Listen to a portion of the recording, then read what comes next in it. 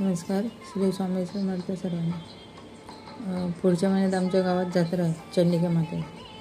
त्याच्यामध्ये ही साडी गावात एवढी व्हायरल झाली आहे, सगळे पालखीसाठी एक मॅचिंग नेसणार आहे.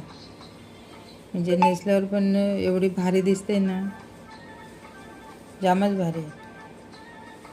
म्हणजे ऑर्डर एवढी फुल झाली का शेवटी दुकानात माल नाही भेटला, ऑर्डर कॅन्सल करायला लागली. हे बघा, हे त्याचे ब्लाऊज पीस,